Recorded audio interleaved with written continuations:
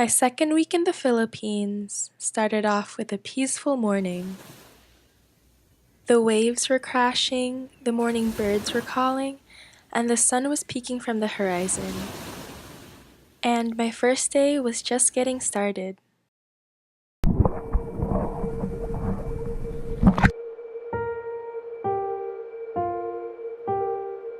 Following the watching of the sunrise, the rest of my family and I swam in the warm ocean of Pagudpud. We had a bit of fun with the camera for a few more hours until we had to drive back to Manila at noon.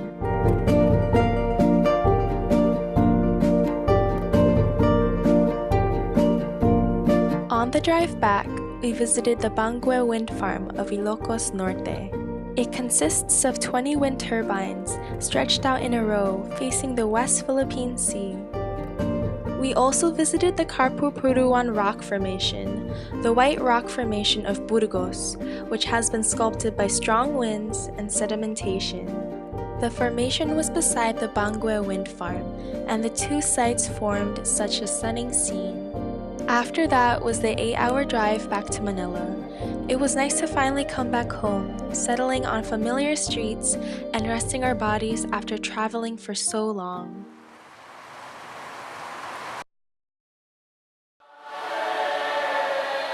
After a day of staying in the house, my family was invited to a friend's grandparents' 50th wedding anniversary celebration in Balayan. There was also a wedding reception where I got to meet a few friends from America. The next day, we drove to Batangas to visit family from my father's side. They owned a huge mango tree and several dogs. I met relatives who I haven't seen in years. I also got to talk to my cousins about everything from college life to our favorite shows. The whole family then went to a cemetery to visit the grave of my great-grandmother, and it was nice to spend a little bit more time with my family there before we had to say goodbye.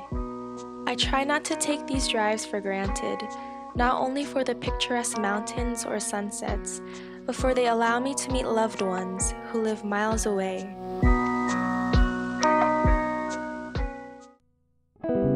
On day 12, we had dinner with family members from both my mother and father's sides to celebrate the birthdays of my mom, her father, and my brother, as well as my high school graduation. We then went to SM by the Bay, an amusement park located right along Manila Bay. My family and I rested next to the water, and although we didn't ride anything that day, I was content by simply talking to them and looking at the lights all around us, like those from the Ferris wheel and the small dots of the lights of a city far away. It's rare that we have everyone meet up all together in one place, so in moments like these, I try to take in everything with all my senses and savor them.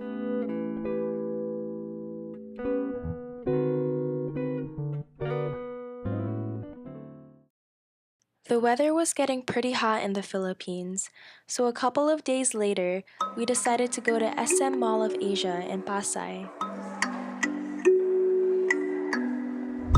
It's the 4th largest shopping mall in the Philippines and the 12th in the world. I also got to visit SM Hypermarket, a supermarket that also includes a strip of Filipino food vendors.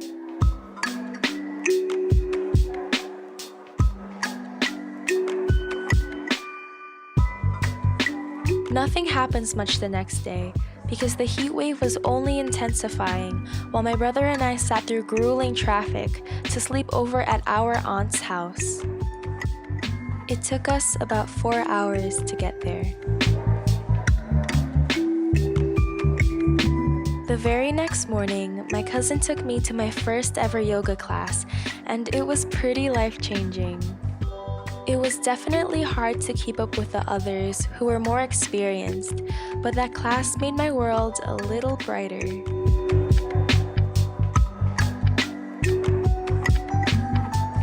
We then drove to Panso, Laguna, where my family and I stayed for 2 days to swim in a pool, cook and eat food together, and sing karaoke.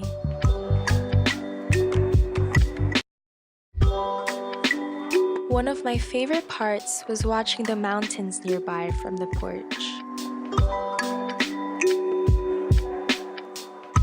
I was probably in the pool with my family 3 different times that day, and we stayed in there until the late evening. Even after, some of us stayed to sing karaoke until we had to bring our aching bodies inside to sleep. I didn't want this day to end.